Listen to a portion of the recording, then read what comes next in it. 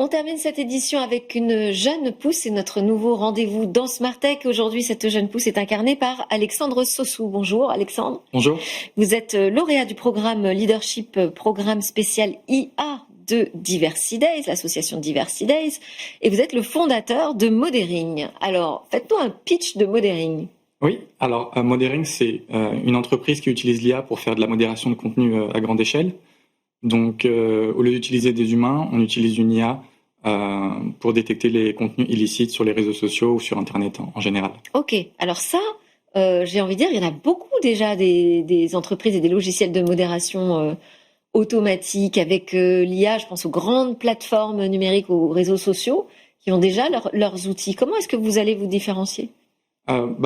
Premièrement, on sera la première indépendante et qui n'a pas créé son logiciel et son IA basé sur les recommandations des grandes la tech américaines. Ah oui, mais c'est vrai que ça fait quand même une différence, je suis d'accord. Une très grande différence. Vous n'êtes pas jugé parti. C'est ça. On a basé notre IA seulement sur les lois de l'Union européenne. Et du coup, on remarque que effectivement, toutes les technologies basées sur les recommandations des tech américaines ne sont pas valides dans l'Union européenne. Oui, c'est ça. Elles respectent en fait la culture et les règles qui sont fixées par les plateformes. Elles sont quand même obligées de se conformer au droit européen. Là, vous êtes en train de nous dire, en fait, vous proposez une solution souveraine qui pourrait être utilisée par qui ? Alors, ça pourrait être par déjà tous les réseaux sociaux qui veulent être licites au sein de l'Union européenne, mais aussi par les gouvernements. Dans la création de notre IA, on s'est rendu compte qu'elle pouvait être utilisée comme un détecteur de viol, de racisme et d'inceste, car tout simplement, elle détecte les contenus illicites, mais si on lui demande de trouver du coup un certain type de contenu, on a en fait un détecteur de viol ou de racisme, etc. Donc vous l'avez tout particulièrement entraîné pour détecter un type de contenu illicite ? On a commencé avec les abus sexuels, la violence, le racisme et l'inceste, vu que c'est des choses communément interdites dans la plupart des pays. Oui. Donc comme ça, on n'avait pas à chercher dans chaque pays les différentes lois. Et donc actuellement, effectivement, juste ça, on est sur des trilliards de contenus détectés. Des trilliards de contenus ? Oui. Au niveau mondial ?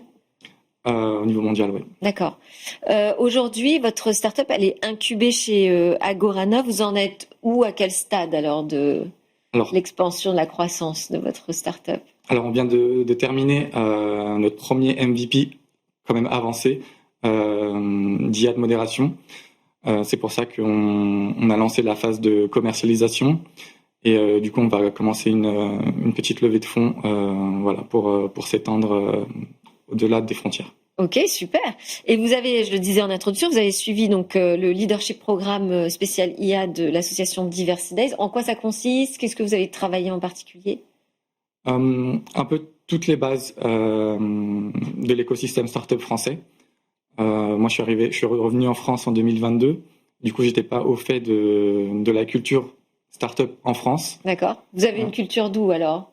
Je connaissais par exemple la culture au Danemark, de l'écosystème là-bas, vu que j'étais là-bas. D'où le nom Modering, effectivement, qui est simplement modération en danois. Et du coup, c'est important de savoir où on met les pieds, à qui il faut s'adresser, les codes de l'écosystème, pour pouvoir pas faire les erreurs dès le début, pour pouvoir pas répéter les erreurs que la plupart font. Rien que parler en face de vous là tout de suite devant une caméra, c'était très difficile pour moi il y a 2 mois.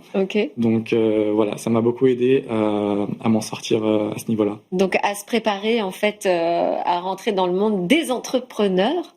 Ce qui est intéressant chez Diversity Days, c'est justement l'idée de dire il y a plusieurs visages dans la tech et aujourd'hui on trouve qu'elle n'est pas suffisamment ouverte. C'est aussi ce que vous ressentez, il y a une difficulté à faire sa place ? Oui, ça reste quand même un monde de l'entre-soi, hein, le niveau entrepreneurial en France. J'ai jamais autant rencontré de personnes d'HEC depuis que j'ai lancé ma startup. Et c'est pas une critique de venir d'HEC, mais c'est un constat. C'était la première fois de ma vie que j'en vois autant d'un coup. Donc un peu de diversité tout simplement pourrait amener des bénéfices. Ça apporte un regard. Vous pensez que vous apportez un regard différent sur les outils de modération ? Vous avez dit que vous appuyez sur les règles, le droit européen. Est-ce qu'il y a aussi une French touch ou une European touch sur la modération au-delà de ça ?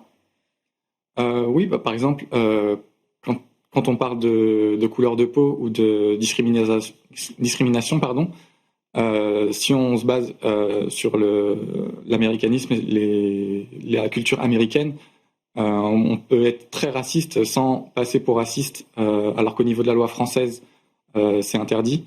Et on n'avait aucune technologie qui bloquait ce genre de contenu dans nos pays aujourd'hui. Merci beaucoup Alexandre Sossou de nous avoir donc fait découvrir Mothering. On vous souhaite le meilleur. Je rappelle que vous êtes le lauréat du programme leadership spécial IA de Diversity Days. Et merci à tous de nous avoir suivis. C'était Smart Tech. On a terminé avec un nouveau rendez-vous. On a découvert aussi un super auteur sur l'intelligence artificielle et sa capacité à nous tromper par son langage. À très bientôt. Je vous souhaite à tous une excellente journée.